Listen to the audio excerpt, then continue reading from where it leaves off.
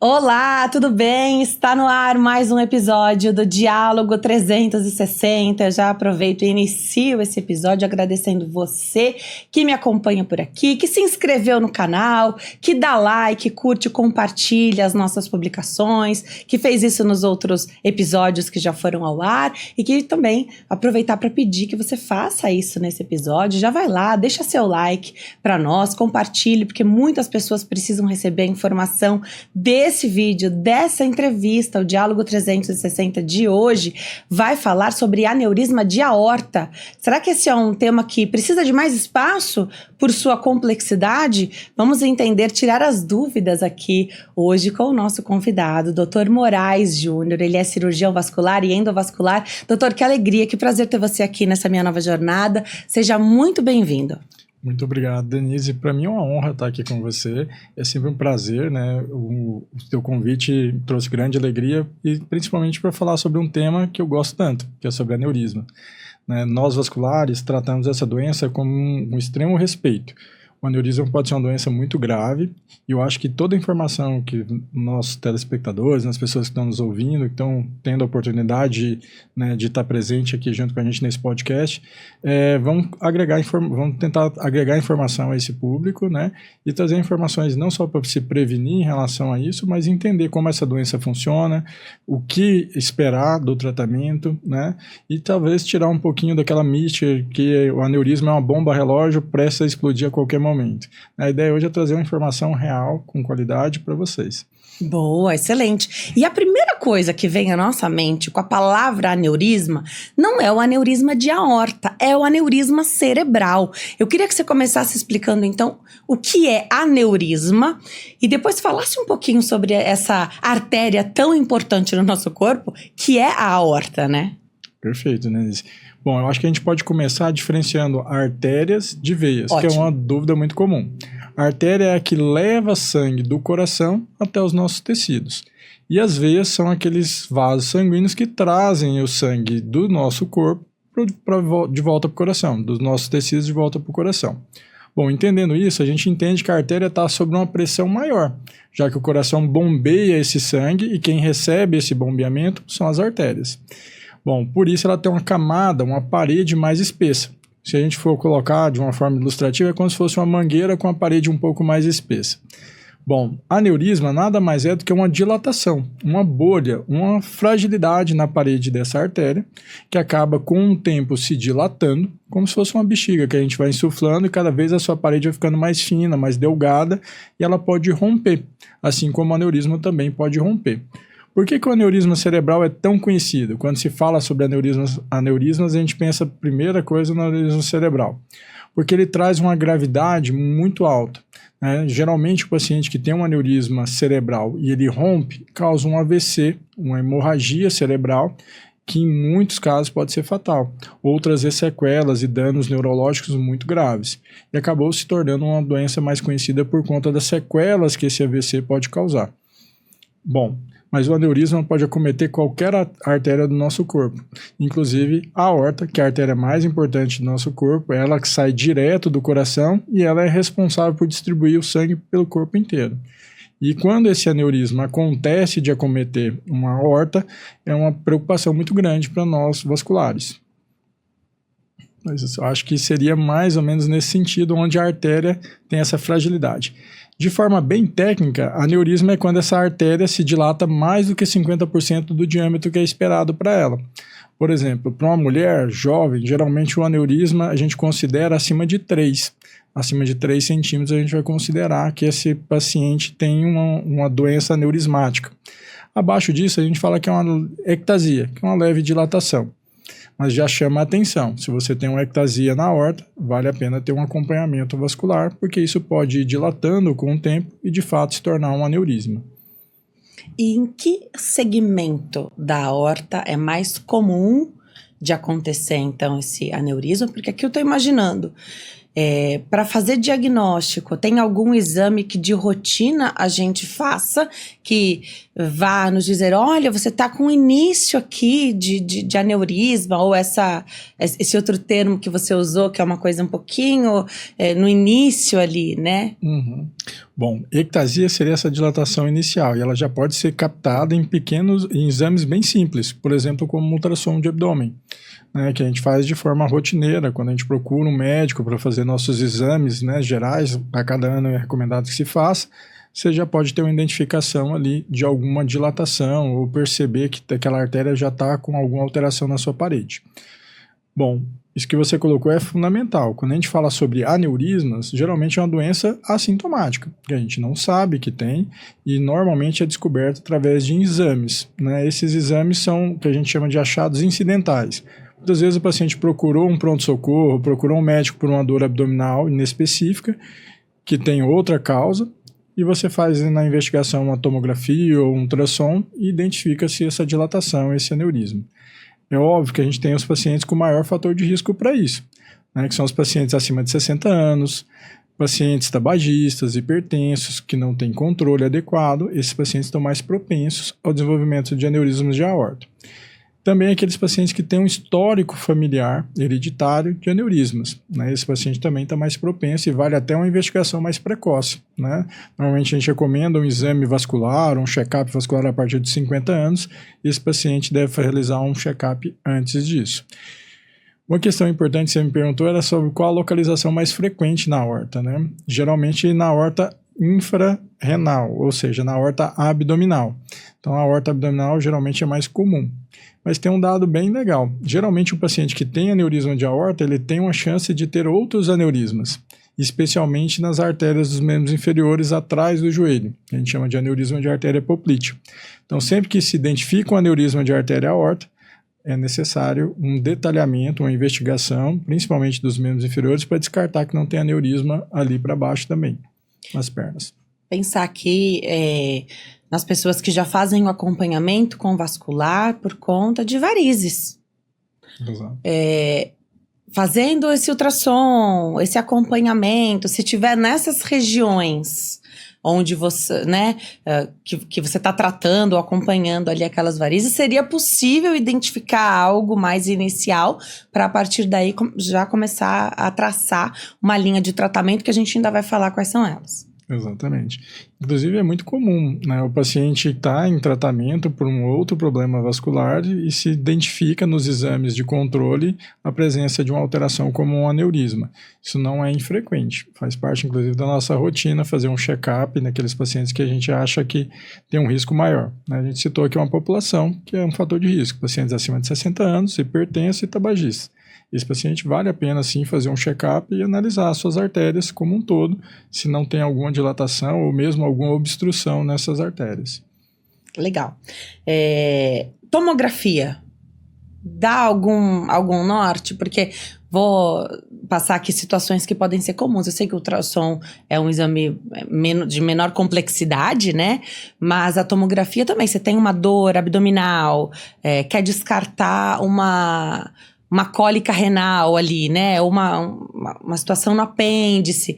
Faz a tomografia. Na tomografia apareceria alguma coisa? Sem dúvida. É o exame de escolha quando a gente fala sobre aneurisma. Por quê? O ultrassom, muitas vezes a gente considera ele como um exame de rastreio. Então, rastreou, fez a identificação de algum problema, você vai complementar isso com um exame mais detalhado, mais refinado. E a angiotomografia seria o melhor exame para a gente analisar o aneurisma, porque vai dar uma boa diferença entre a luz dessa artéria e a sua parede. Lembrando que o aneurisma é uma doença da parede da aorta, né? Então a gente consegue na tomografia avaliar essa parede, a característica anatômica, ver se ela está dilatada, se tem trombo, se tem úlceras. Então tudo isso é importante e o exame de tomografia é o que nos ajuda para tratar esses aneurismas. Não só diagnosticar, mas também na programação do tratamento. Você falou de situações que podem acometer assim a família, né? Então você já tem um histórico familiar, alerta ligado, né? Sim. Tem alguma recomendação mais específica para quando essa situação já acomete uma, às vezes mais pessoas da família? Sim, essa semana a gente teve um caso bem interessante, onde o familiar já tinha 3 familiares, inclusive a irmã com aneurisma de aorta, né, e fez um exame para avaliar pedra na vesícula, né, tinha um quadro de dor abdominal quando se alimentava, especialmente gordura, suspeita de pedra na vesícula, fez um ultrassom, tinha pedra na vesícula, mas também tinha um aneurisma de aorta importante, e com diâmetro de 7 centímetros, né, um diâmetro já cirúrgico, e foi encaminhado pelo colega para a gente poder analisar. Qual o primeiro exame que a gente pediu? Uma tomografia. Nessa angiotomografia a gente conseguiu identificar com clareza a necessidade de tratamento desse paciente. Ele está no processo ainda de pré-operatório, mas a gente já conseguiu identificar a melhor forma de resolver esse problema. No caso dele vai ser pela técnica endovascular. Mas sim, a tomografia é um melhor exame para a gente ver isso. Você falou que sintomas, não costuma ter sintoma porque... não é dessa forma que acontecem os casos, mas se deu sintoma, é muito grave. Tem tempo hábil, se o aneurisma de aorta apresentar o seu sintoma, qual seria ele e quanto tempo se teria, assim, para um socorro? Ótima pergunta. Isso também é a primeira pergunta que os pacientes nos fazem quando tem esse diagnóstico, né? Doutor, e se romper, o que eu vou sentir, né? Na verdade, os sintomas, os aneurismas, na maioria das vezes, são assintomáticos, né? E quando ele dá sintoma, geralmente é porque ele complicou, né? Quando ele complicou, a gente tem algumas características. Ele pode ter expandido e ainda não rompeu, mas está num estado de pré-rotura, então ele pode causar uma dor abdominal importante, intensa, que não melhora. Geralmente irradiada para a região lombar. E quando ele rompe, normalmente o paciente tem uma hemorragia súbita, né? Então a gente comentava até antes do programa, né, que em mais ou menos 30 segundos todo o sangue do nosso corpo já passou por aquela artéria. Então se você tem um vazamento, se aquela artéria rompeu, né, e esse sangue extravasou para a cavidade abdominal, está tendo uma hemorragia interna, né, dificilmente esse paciente consegue chegar ao hospital, porque em poucos segundos ele vai ter uma hemorragia que vai ceifar a sua vida. Né? Então, normalmente o paciente sente uma dor abdominal muito forte, como se tivesse tomado um tiro, e cai, desmaia, e geralmente isso pode ser fatal. Né? Geralmente quanto? Mais de 80% dos casos não sobrevivem até o hospital. Dos pacientes que chegam até o hospital com esse quadro de súbito de dor abdominal e hemorragia intensa, ele já chega com um quadro chocado, né, com a pressão muito baixa, hipocorado, bem pálido, sudoreico, com bastante distensão abdominal, já que sangrou muito ali no abdômen. Esse paciente chega ao pronto-socorro, o primeiro exame que se faz diante desse quadro é a angiotomografia. Se identificou o quadro de rotura desse aneurisma, esse paciente precisa ir de imediato para a sala cirúrgica, né, uma emergência vascular, e precisa ser corrigido esse aneurisma. Infelizmente, a mortalidade, mesmo nesses pacientes que chegaram ao hospital, é muito alta, né, diante da hemorragia grave que esse paciente apresentou. Lembrando que se o paciente perdeu essa grande quantidade de sangue, ele vai precisar repor isso durante a cirurgia, então isso também causa um processo inflamatório. A própria cirurgia tem uma dificuldade técnica muito maior, porque toda a anatomia lá por dentro está modificada. Então, realmente é uma situação dramática e muito grave. Mas aí leva a uma questão. A gente tem que resolver antes dele romper, né? E quando que tem um risco maior desse aneurisma romper? Vai depender de 2 fatores. O principal seria o diâmetro. Quando ele atinge um diâmetro acima de 5, esse paciente tem, né, uma chance maior de romper esse aneurisma, já tem uma indicação de ser corrigido. Ou quando esse paciente, né, começa a apresentar algum tipo de complicação. Essa complicação pode ser uma expansão desse aneurisma de uma forma rápida. Então, aquele paciente que sentiu dor, a gente analisa a tomografia e percebe que esse aneurisma cresceu rapidamente, de forma abrupta, né? Ou naquele paciente cujo aneurisma tem uma morfologia, uma anatomia, né, que a gente chama de sacular, quando só uma parte da parede se dilatou e a parede oposta não se dilatou. Esse aneurisma sacular é como se formasse uma pequena bolha na parede da artéria. Essa bolha tem um risco alto de rotura independente do diâmetro. Então, esse paciente já tem uma indicação de tratamento. Então, nessas 3 situações principais, é indicativo de você resolver esse problema o mais breve possível, obviamente, mas não chega a ser uma emergência como na rotura. Né? Então, você tem indicação de tratar sim, mas você pode programar esse tratamento, como a gente está fazendo com esses casos que a gente tem acompanhado. Nesses casos em que você já está acompanhando, que a pessoa tem ali ou uma situação já nessa parede da aorta que é problemática, né? Um trauma, uma batida de carro, uma queda, poderia gerar um problemão? Poderia sim. Quando o diâmetro do aneurisma, ou a sua morfologia, né, ou mesmo essa questão da expansão dele está sendo muito rápida, esse paciente ele tem uma propensão maior a romper esse aneurisma. Então, todas as atividades de alto impacto abdominal, se for aneurisma abdominal, tem uma chance maior dele romper. Então, é por isso que a gente sugere a esses pacientes não realizar atividades de alto impacto. Por exemplo, andar de moto, andar a cavalo, né, praticar esportes radicais ou mesmo esportes como luta, onde você pode ter um trauma abdominal que pode sim desencadear um rompimento desse aneurisma. É óbvio que a gente analisa sempre caso a caso, né, Denise? Mas de forma geral uma recomendação é evitar traumas abdominais pelo risco de rotura, principalmente quando tem esse diâmetro aumentado. O diâmetro aumentado que eu quero dizer já tem uma indicação cirúrgica. Antes disso, a chance de rotura é muito baixa. Então não é só cirúrgico o tratamento? Não, na verdade ele é cirúrgico, mas a partir de uma determinada característica, seja o seu diâmetro ou a sua morfologia. Então a gente vai precisar analisar caso a caso, mas para não assustar as pessoas, assim, muitas vezes você diagnosticou que tem um aneurisma, está lá com 3 centímetros, é um aneurisma fusiforme, quando dilata as duas paredes da artéria, né? A artéria se dilata como um todo. Esse aneurisma não tem uma chance muito alta de romper, não precisa de tratamento cirúrgico, ele precisa de um acompanhamento clínico, né? Então ele vai precisar sim fazer exames de controle a cada 6 meses, ultrassons ou mesmo tomografias, dependendo da característica, para acompanhamento. Então esse paciente que diagnosticou um aneurisma, ele é um paciente vascular e vai ser vascular a vida toda. Ele vai precisar ter um acompanhamento. Doutor, mas eu tratei um aneurisma há 5 anos atrás, eu posso deixar de acompanhar com vascular, me dar alta?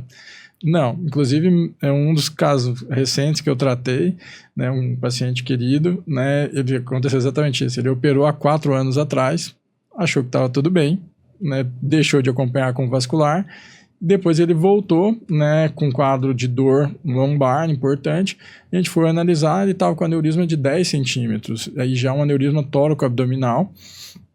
Imagina, ele já tinha sido operado, então a situação de correção disso foi muito complexa, né? E a gente precisou resolvê-lo, né? Tratá-lo, e a gente conseguiu fazer isso com sucesso, mas aí a gente já considera uma outra característica. A gente está falando aqui bastante sobre aneurismas de aorta infrarrenal.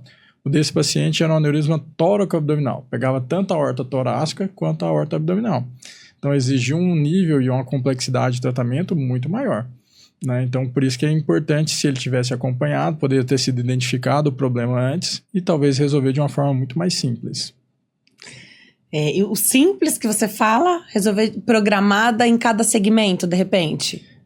A gente poderia, se a gente identifica, né, isso aconteceu porque essa parede da aorta, no caso desse paciente, começou a se dilatar novamente.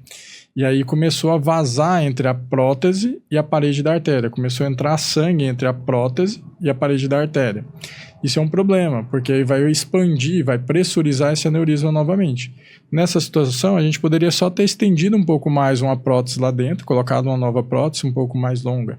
Só que aí foi dilatando com o tempo tanto esse aneurisma que ele começou a acometer além da artéria, a aorta abdominal. E sim, subiu e acabou se estendendo até a aorta torácica. Tudo isso por uma questão de tempo. E essa evolução, infelizmente, ela é rápida. Né? Em um período de 1, 2 anos, esse aneurisma pode dobrar de tamanho. Por isso esse acompanhamento a cada 6 meses. A cada 6 meses. Doutor, mas tratou, não teria que estar resolvido? Sim, mas a sua doença na parede da aorta pode se desenvolver novamente, né? E é isso que aconteceu nesse caso. Por isso que tem que ter acompanhamento, né? E manutenções. No caso desse paciente, ia ser uma manutenção, né? Só que ele acabou não sendo diagnosticado, ele evoluiu durante 4 anos sem acompanhamento, acabou complicando de uma forma bem grave, mas conseguimos sucesso. Mas isso que é interessante, assim, muitas vezes assusta muito o paciente, né, a complexidade, todo esse quadro de um aneurisma pode se romper, mas hoje em dia a gente consegue resolver isso com uma taxa de sucesso muito alta. Então é importante procurar o vascular, não se assuste, não fique temeroso, né, porque alguns pacientes falam assim, eu já tenho isso mesmo, eu vou viver a minha vida o que eu posso. Não faça isso, porque hoje em dia a gente já tem tecnologia que pode preservar a sua vida por muitos e muitos anos, né? É isso que eu gosto de trazer de informação aos pacientes. Não deixem de acompanhar, não deixem de tratar, não vejam os médicos como portadores de más notícias. Na verdade, a gente está aqui para ajudar, para cuidar, né? E precisa, sim, ter alguns cuidados, parar de fumar, ter um bom controle da pressão, mas isso faz bem para toda a sociedade, né? Para todo mundo. Legal. Quando você fala de tratamento cirúrgico, hoje a gente está falando da realização que acontece mais de forma endovascular. O que é uma cirurgia endovascular? O que você elencaria para a gente como as vantagens, os benefícios desse tipo de abordagem? Ótima pergunta, né? Assim, o principal, né, quando a gente fala para os pacientes, né, para explicar o que é cirurgia endovascular. Na cirurgia endovascular, a gente usa dispositivos que nos permitem navegar por dentro das artérias e das veias de forma minimamente invasiva. Ou seja, sem cortes, sem precisar abrir a cavidade abdominal, a cavidade torácica, né, sem precisar fazer aqueles cortes enormes nos membros inferiores, a gente consegue navegar por dentro das artérias, guiados por um equipamento de raio-x, né, a gente vai olhando a imagem pelo raio-x e vai nos norteando, né, e a gente consegue liberar por esses dispositivos próteses que vêm amassadinhas lá dentro, né, da espessura de uma caneta, né, a endoprótese. Então ela vem dentro desse dispositivo e lá dentro a gente libera, ele abre e fica do tamanho da artéria, né. Esse dispositivo, essa tecnologia agride muito pouco o organismo do paciente e permite uma resolução rápida também do quadro. Doutor, só existe essa técnica? Muito pelo contrário, né? A gente opera também, inclusive fazendo esse tipo de cirurgia aberta, convencional, mas tem as suas indicações, né? O que a tecnologia trouxe foi uma menor agressão cirúrgica ao paciente. Então, o tempo de recuperação na cirurgia endovascular, muitas vezes o paciente não precisa ir nem para UTI, né? Tem alta no outro dia, depois de corrigir um aneurisma de aorta. A cirurgia deixa de ser uma cirurgia de 3, 4 horas e passa a ser uma cirurgia de 1 hora, 1 hora e meia. Então, é uma revolução mesmo no tratamento.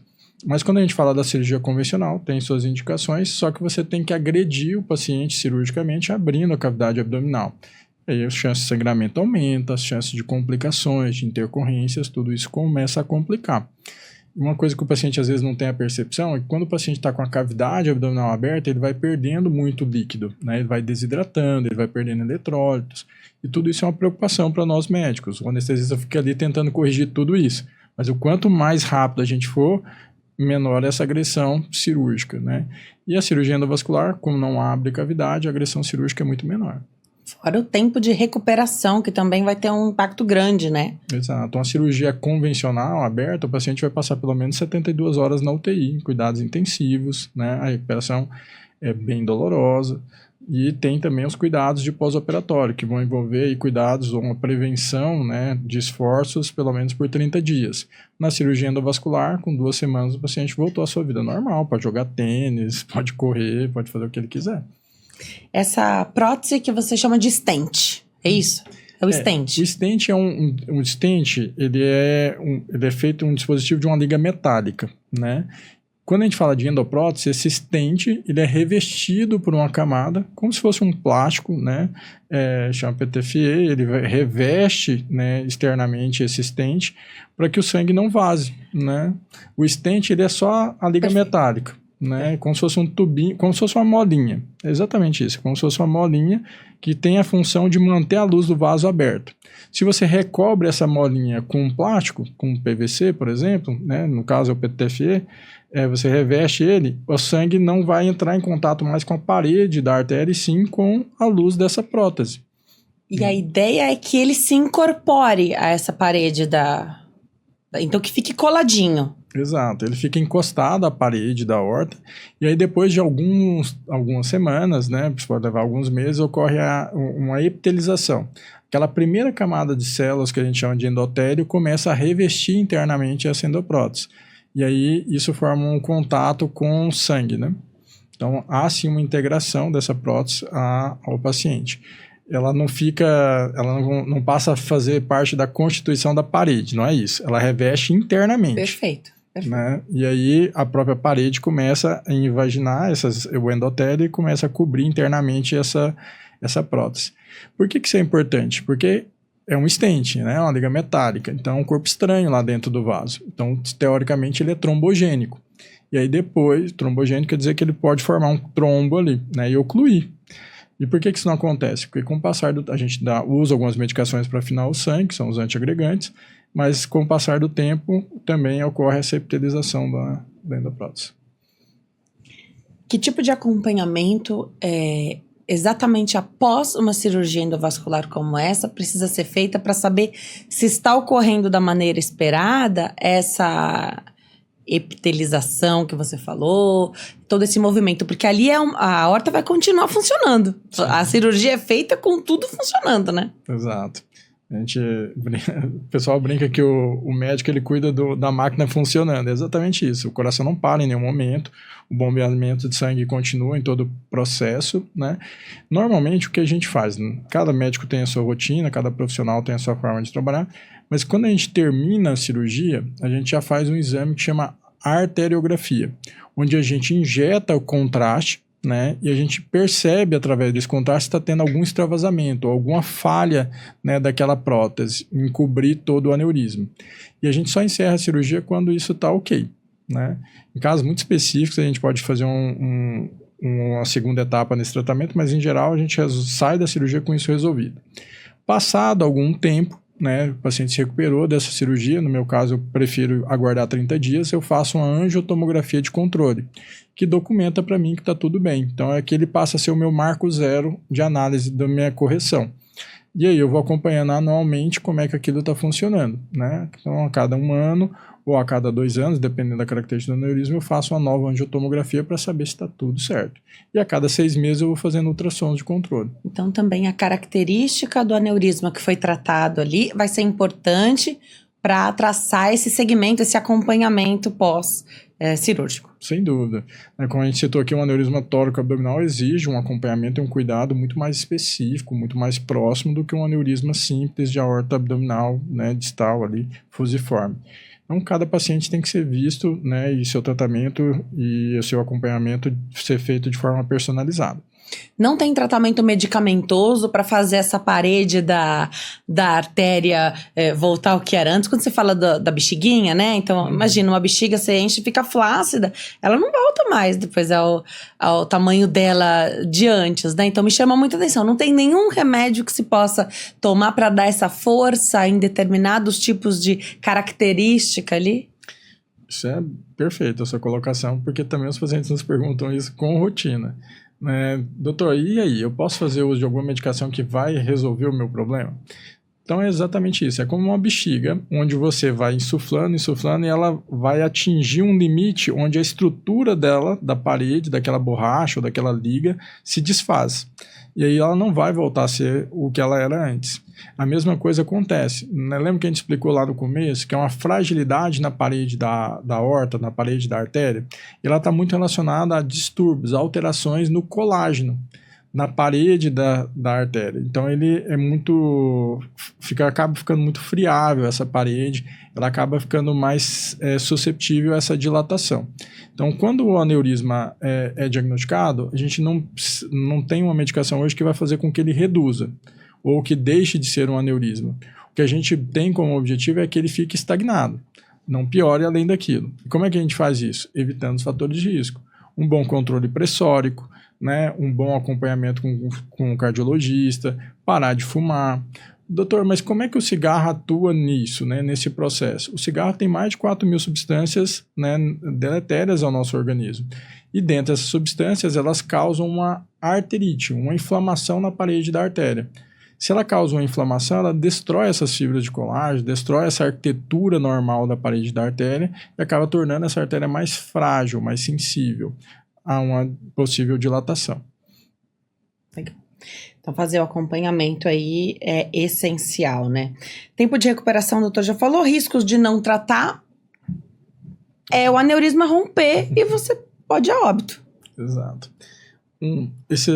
Há umas 2 semanas a gente pegou um caso muito interessante também, né? Teve um paciente que nos procurou, encaminhado por um colega, por conta de um trombo flutuante dentro do aneurisma de aorta. Isso é incomum.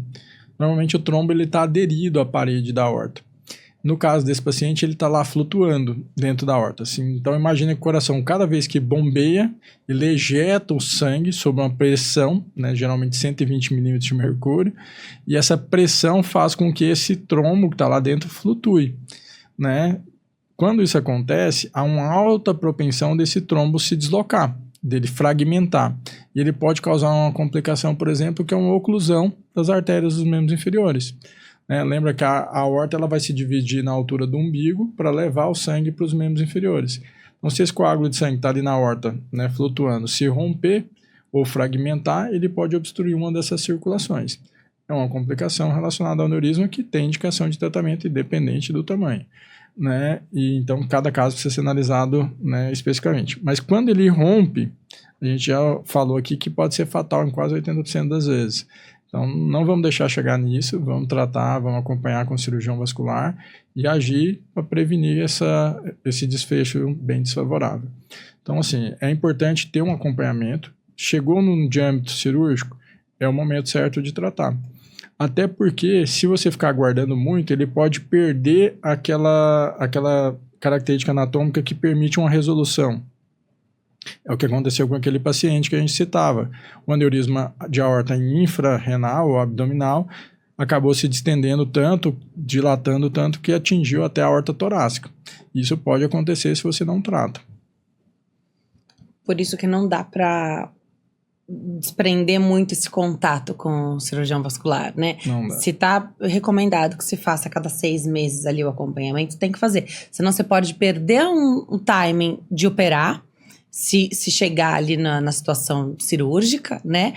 E a situação ficar ainda mais complicada, né? Então, obedecer aquilo que o profissional recomendar é fundamental. E também sem gerar tanta ansiedade, porque eu acredito que exista o perfil de paciente que diz assim, doutor, eu não sei conviver com essa informação, me opera. Dá para operar mesmo quando ainda não atingiu ali?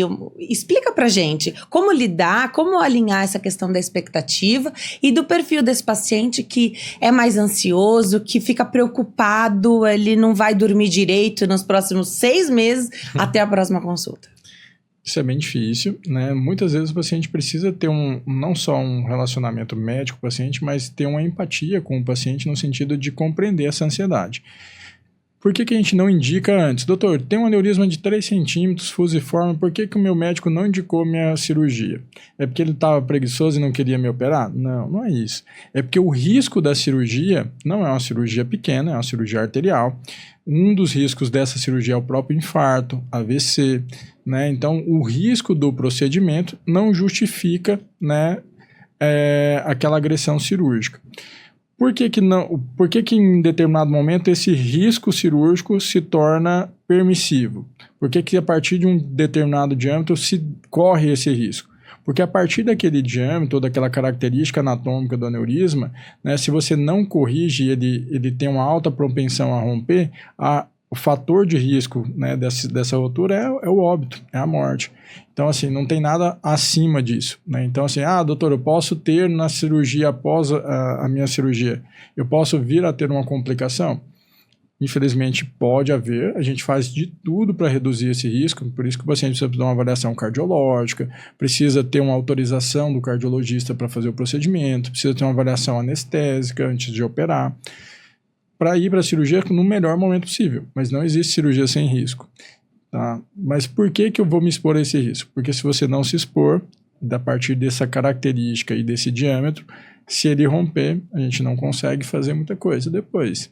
Então tem que agir a partir desse diâmetro. Até esse diâmetro, o risco dele romper é muito baixo. Então, o risco dele ter uma complicação que leve a um óbito, ou mesmo uma complicação com uma morbidade maior, é muito baixo em relação ao risco do procedimento. Então, não vale a pena ser feito. Perfeito. Então, o benefício tem que superar os riscos, né? Legal. Então, por isso que tem um momento certo de fazer a cirurgia e tem que lidar com a ansiedade. A informação vai ajudar, né? Exato. Uma consulta, a gente conversava antes de começar aqui, uma consulta com o Dr. Moraes demora um tempo, né? Leva tempo em consulta, justamente para ter o momento de esclarecer todas essas dúvidas, para que a pessoa possa ir para casa tranquila de que ela está sendo cuidada por um profissional ali. Então, se ele falou, a gente confia, né? Tem que ter essa confiança, sim, né? E uma coisa importante na consulta, o que a gente costuma fazer, muitas vezes, além de explicar e dar essa abertura para tirar todas as dúvidas, é desenhar detalhadamente, desenhar mesmo, de uma forma bem lúdica, para o paciente compreenda. Olha, aneurisma é isso, você teve por conta disso, a nossa indicação cirúrgica vai ser a partir desse ponto, nesse momento a gente vai fazer esse cuidado. Se for indicação cirúrgica, a gente explica, olha, você vai precisar dessas avaliações, a gente vai fazer o procedimento com a máxima segurança possível. É muito comum o paciente ter muito medo, né, desse aneurisma romper. Doutor, mas eu tenho um aneurisma pequeno, mas ele não vai romper. Não vai, não fique pensando nisso, né, a chance disso acontecer é mínima, às vezes é mais fácil ganhar na loteria do que ele romper, então fique tranquilo, segue a sua vida normalmente, né, e a partir do momento, se tudo que a gente for fazer a partir de agora é para que ele não cresça, mas se ele crescer, a gente também tem alternativa, tem tratamento, tem como resolver isso. É o que a gente tenta deixar claro para os pacientes. É comum ou não ter mais de um aneurisma ali na mesma pessoa. E demais. Às vezes você tem um acompanhamento já sendo feito num aneurisma cerebral ou já passou por uma situação inicial de aneurisma cerebral, então tá em outra região, tá na alçada de outro médico especialista em outra área, né? Tem mais chance. Quem já teve um aneurisma em outra região precisa fazer um acompanhamento vascular de excelência? Precisa sim, e essa pergunta ela vai bem ao encontro do que a gente quer passar aqui de informação.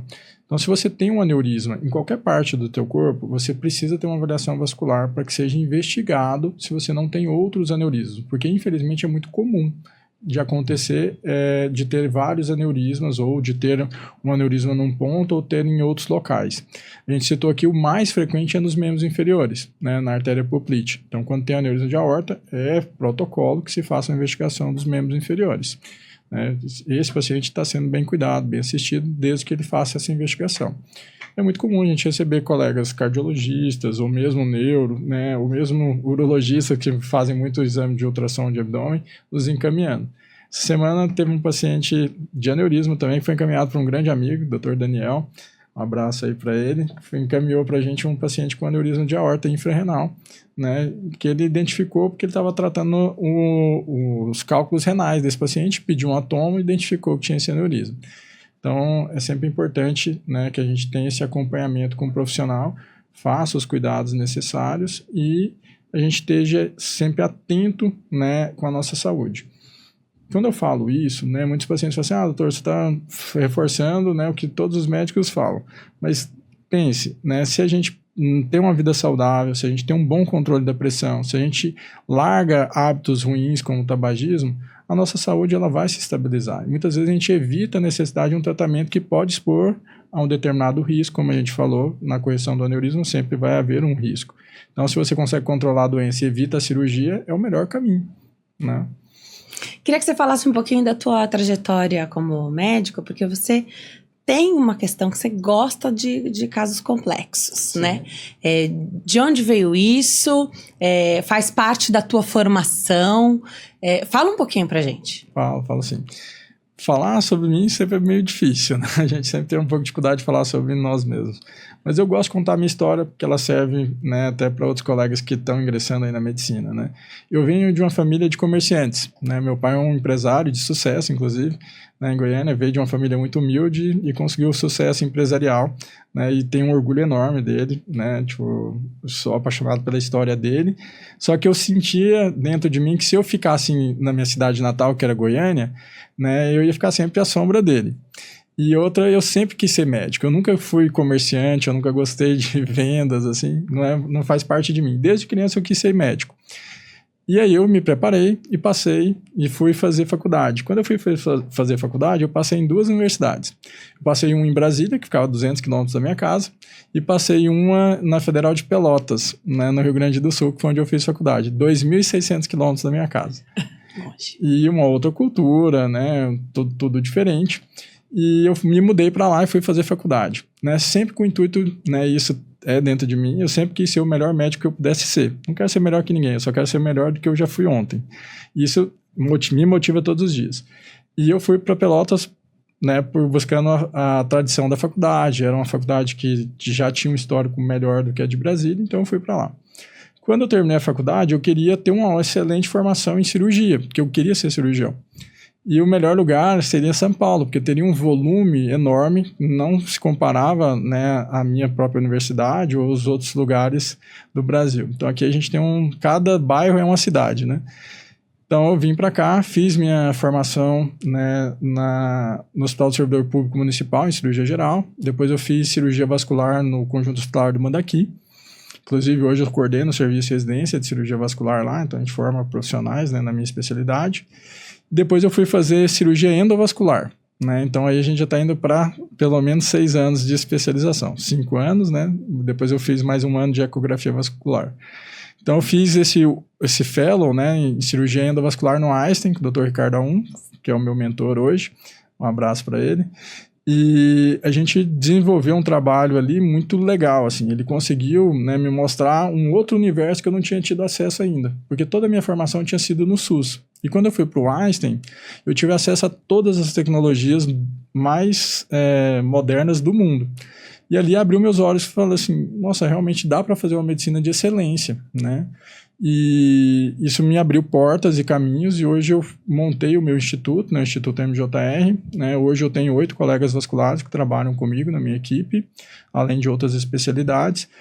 E eu queria, dentro do Instituto, né, fazer exatamente isso, uma medicina de excelência, focada em tecnologia, mas sem esquecer a parte humana, né, sem esquecer que o paciente precisa ser respeitado, que precisa ter um atendimento personalizado. E por isso que no Instituto, né, isso é protocolo, todas as consultas têm que ser no mínimo 1 hora. Né? Então, independente, né, dos colegas que trabalham lá, as consultas demoram no mínimo 1 hora para que você tenha tempo para ouvir o seu paciente, para você examinar com qualidade. A gente tem acesso no Instituto a todas as tecnologias, ultrassom, laser, tudo que é necessário para realidade aumentada, para fazer um diagnóstico preciso e ofertar o melhor tratamento para os nossos pacientes. Então, até o slogan da nossa clínica, né, do Instituto MJR, é medicina de excelência. É justamente isso que a gente quer fazer. A gente tem um objetivo de expandir isso e ter outras unidades, né? Não só aqui em São Paulo. E esse é o nosso foco, esse é o meu objetivo. Né? E foi por isso que eu vim e acabei sendo acolhido aqui em São Paulo. Gosto muito da cidade, eu moro aqui há 12 anos e sou muito grato. Essa é a minha história. Que bom que você veio. E, digo mais, você é uma referência. Você é uma referência em cirurgia vascular e endovascular. E você fala com orgulho do Instituto porque não é fácil, né? Então, criar ali também uma operação e o protocolo de excelência e humanização, acolher esse paciente. Eu falo que quando a gente está na frente de um médico, quando chega o dia da consulta, acontece um fenômeno, doutor, que é a queixa diminui ou desaparece. A gente esquece o que mais nos motivou a levar, né, a ir buscar o serviço de saúde, o que levou a marcar aquela consulta. Então, a menos que você tenha anotado tudo direitinho e não esquecer de levar esse papel, essa anotação no dia, acontece esse fenômeno que a gente esquece. E se o médico não faz essa busca ativa pela informação que vai ajudar a montar o quebra-cabeça, né, daquele paciente, alguma informação fica perdida e aí depois é difícil de achar todas as pecinhas ali, né? Então, o momento da consulta, ele é muito precioso. E mais do que isso, aqui você estava falando de tecnologia e do exame, por exemplo, de ultrassonografia, que é difícil de marcar até para quem tem convênio, doutor. Até para quem tem um plano de saúde, ele é difícil de agendar, porque é um exame que demora um pouco, né? É o vascular que faz. Então, você tem que estar no dia do ultrassom, tem que ser o vascular, e aí sim conseguir, né, fazer o exame. E esse é um diferencial também do teu instituto, né? Exato. Tudo isso foi pensado e tudo isso foi elaborado a partir das experiências que eu fui tendo ao longo da minha formação. Então, eu fui identificando e tentando, né, buscar sempre melhorias. Então, assim, a aquisição de tecnologia, e ultrassom é uma delas, vem no sentido de facilitar não só, né, a questão da rotina do paciente, não ter que se deslocar para fazer um outro exame, marcar uma outra consulta, para aí sim ele ter essa conversa sobre o diagnóstico preciso. O paciente já tem naquela própria consulta o exame feito pelo seu médico, né? Então, você imagina, eu peço o ultrassom. Na verdade, tanto o radiologista quanto o cirurgião vascular podem fazer esse exame, mas em geral quais são os vasculares, mas você imagina, eu peço para um colega, né, vou lá e solicito o paciente, olha, faça um Doppler venoso de membros inferiores para avaliar se você tem varizes. Aí vai um colega e faz o exame. Por mais que ele esteja, né, fazendo um laudo excepcional, descrevendo ponto a ponto, vai ser muito difícil dele conseguir mostrar para mim, através do que ele está escrevendo, o que ele está vendo. Né? Então, quando eu mesmo estou vendo o paciente ali na minha frente, com a queixa dele naquele momento, ele apontando para mim, doutor, é isso aqui que me incomoda, tá vendo? Eu vou lá, faço ultrassom naquele ponto, mostro para ele, olha, tá vendo? Aqui tem um vaso, tem uma varizes, você olha, aqui a sua veia safena está doente, né? Isso justifica os sintomas que você está apresentando. Isso fica muito mais enriquecedor, a consulta, a experiência do paciente fica muito mais completa. E você já entrega para o paciente o que a gente estava comentando, né? Uma qualidade, um valor, uma excelência naquilo que você está fazendo. Você já fez a avaliação do paciente, você ouviu, você deu tempo para ele esclarecer as dúvidas, você fez um exame, fez o diagnóstico e já indicou o tratamento. Então o paciente sai com todo aquele circuito completo, né? E aí ele vai tomar a decisão dele, se ele realmente vai querer fazer naquele momento, quando vai ser, dependendo da gravidade, da complexidade, qual vai ser a linha que a gente vai seguir. Se vai ser um tratamento no consultório ou se vai ser um tratamento através de uma cirurgia no hospital. Então, tudo isso é importante, né? E eu fui percebendo que faltava um pouco disso, né? E eu quis que no Instituto as coisas funcionassem dessa maneira. E os colegas que trabalham conosco também têm essa mesma visão, né? Se você pegar e for ver as experiências, né? As opiniões que a gente tem na internet sobre como é a assistência no Instituto MGOTR, quase a totalidade é sempre elogiando o nosso trabalho. E é exatamente isso que a gente busca. A gente fica muito satisfeito, né? Para isso que eu cada dia me esforço para ser um pouco melhor, para entregar isso para os nossos pacientes. Você tem essa percepção também de que a pandemia trouxe à luz mais a tua especialidade? Pela Covid-19, ser uma doença que afetou bastante a parte vascular, né? Eu tenho uma vida inteira entrevistando médicos, então é claro que eu sempre entrevistei cirurgiões vasculares, sempre tive essa oportunidade, mas acho que vale a lembrança aqui que depois de 2020... aumentou até a variedade de médicos que eu pude encontrar, né? Sim. Então, vocês estavam mais na mídia mesmo. E aí, aproveitando sempre o gancho do que era a questão de como a Covid-19 afetava a parte vascular e levando para as outras doenças vasculares também, né? Sempre aproveitando esse gancho.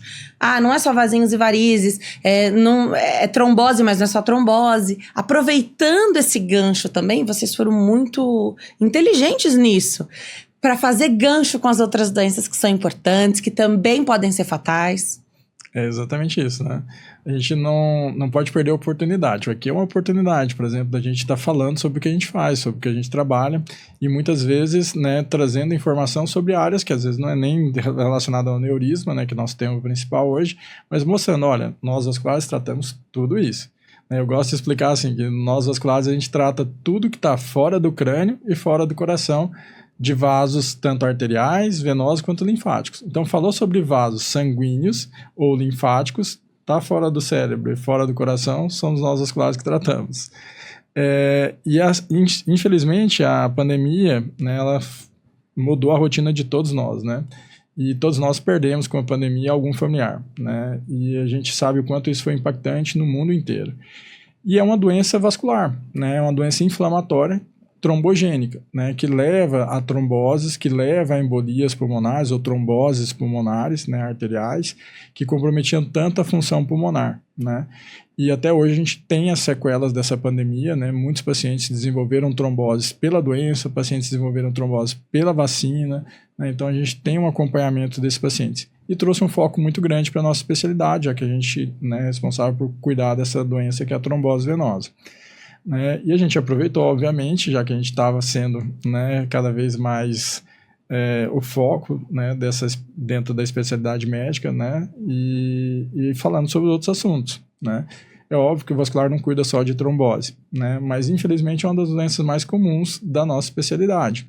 Então a gente fala sim sobre trombose até para alertar a população e traz também outras informações. Isso é muito legal. É claro que talvez a gente não tenha números sobre isso, mas de 2020 até, sei lá, 2022, talvez a rotina médica tenha ficado de lado, alguém que tinha uma queixa pequena, seja ela qual for, não foi buscar o acolhimento médico e daí perdeu a chance de fazer um diagnóstico precoce, de fazer esse acompanhamento a cada 6 meses, de levar isso de uma maneira mais tranquila, porque uma das grandes perguntas é, depois de diagnosticado e até cirúrgico, fez a cirurgia, né, tratou, tem alguma restrição? Você falou até de uma questão de impacto, mudança do estilo de vida. Claro que não vai fumar, não vai fazer atividade ali de impacto, mas dá para falar de uma vida normal, né? Sim.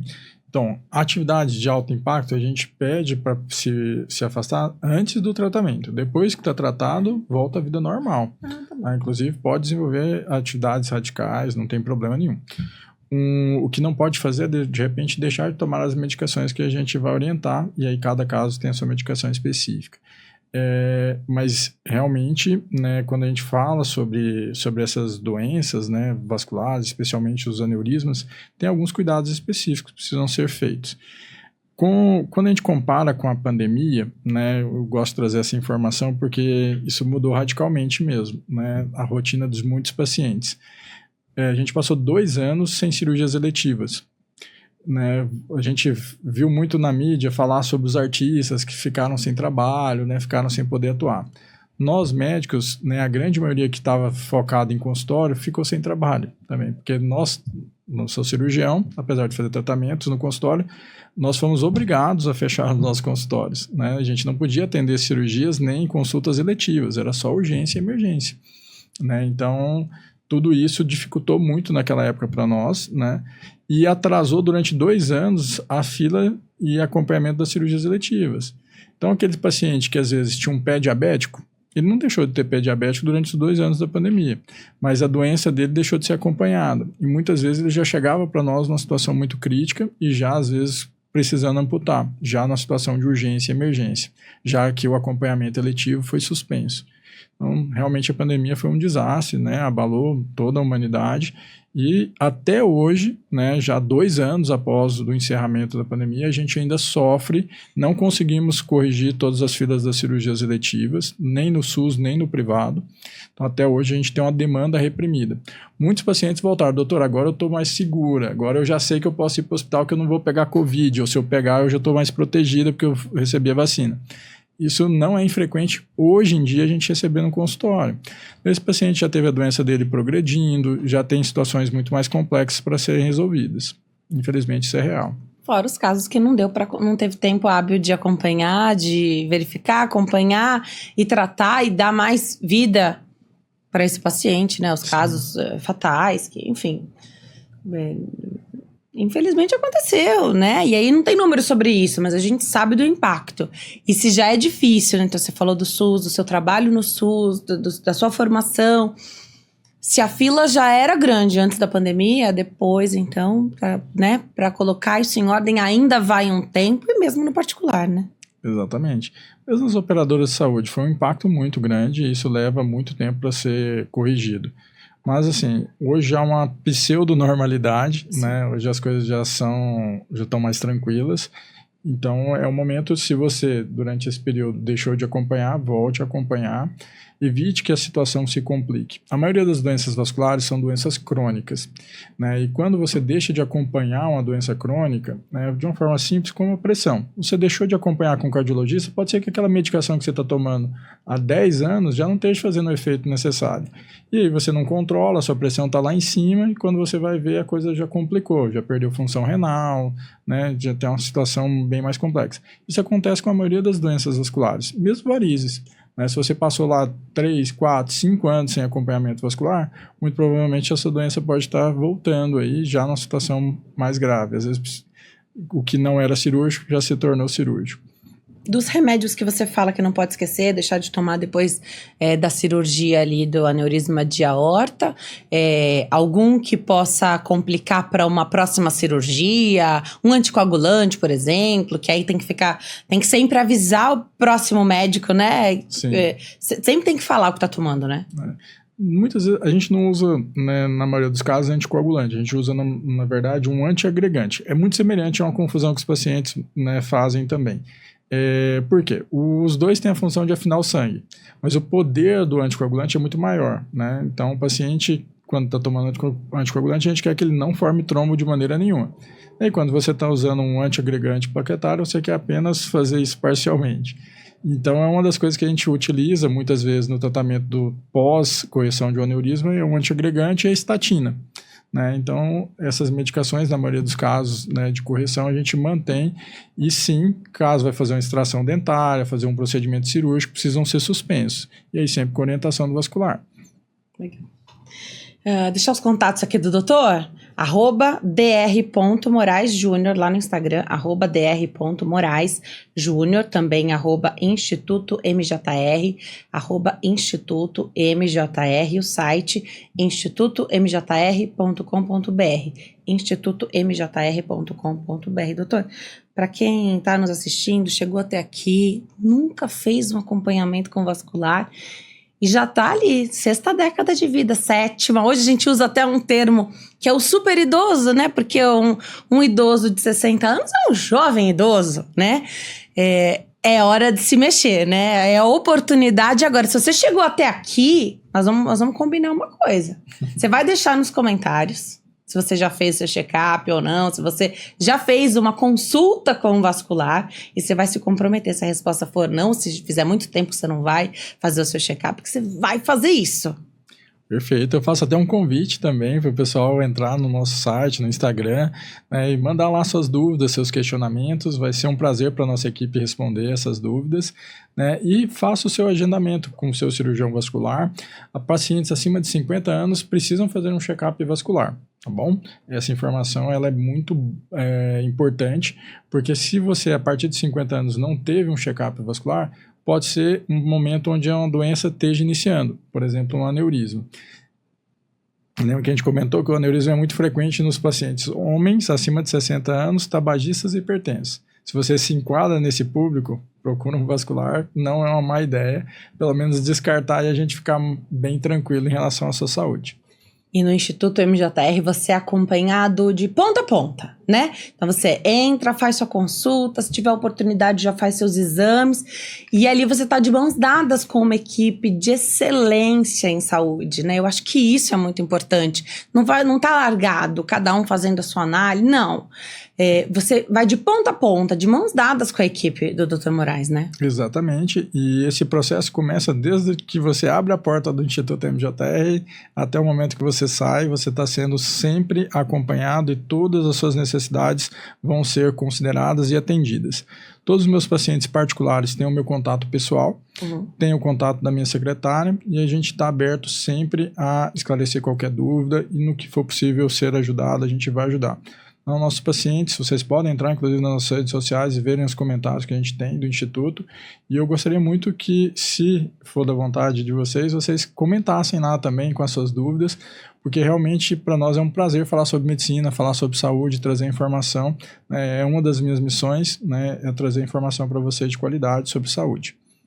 Doutor, obrigada por ter vindo, viu? Uma alegria conversar com você novamente, que a gente possa ter outras entrevistas aqui abordando tudo que tiver de assunto da parte vascular. Por favor, venha, é uma alegria ter um médico competente, inteligentíssimo aqui à minha frente, que esclarece de ponta a ponta as questões do paciente, viu? Tenho muita alegria em te conhecer e de recomendar teu trabalho, né?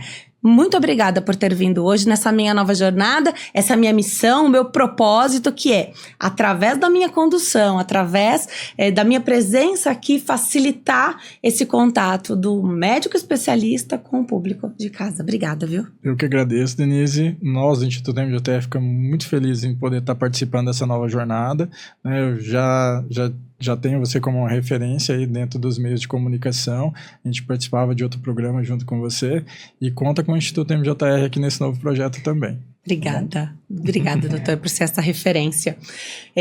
O Diálogo 360 tem o apoio, o patrocínio da Clínica de Fisioterapia Fisiolook. A clínica está lá na Zona Leste, aqui de São Paulo, na Vila Carrão, e você acessa através dos meios aí de comunicação, através do Instagram, @Fisiolook, tem o site www.fisiolook.com.br, o telefone que também é o WhatsApp, você liga ou manda mensagem no 11 2193 3583, 2193 3583, tem reabilitação ortopédica, neurológica, faz todo o acompanhamento com pilates, RPG, acupuntura, tem tudo lá. E nós também estamos muito felizes por termos o patrocínio dessa farmácia de manipulação que também é referência e está junto aqui conosco, que é a Empório Magistral. Mais de 20 anos aí de farmácia, sendo essa referência, entrega em todo o Brasil. Então, entre em contato, o telefone, você entra em contato é o 11 5089 5123, 5089 5123, manda sua mensagem lá com o pedido médico a ser manipulado, você vai receber de maneira bem facilitada, o orçamento é bem desenrolado, tá? Fácil de entrar em contato e de receber o seu produto no conforto da sua casa. O Instagram, @Empório Magistral, e o site www.emporiomagistral.com.br.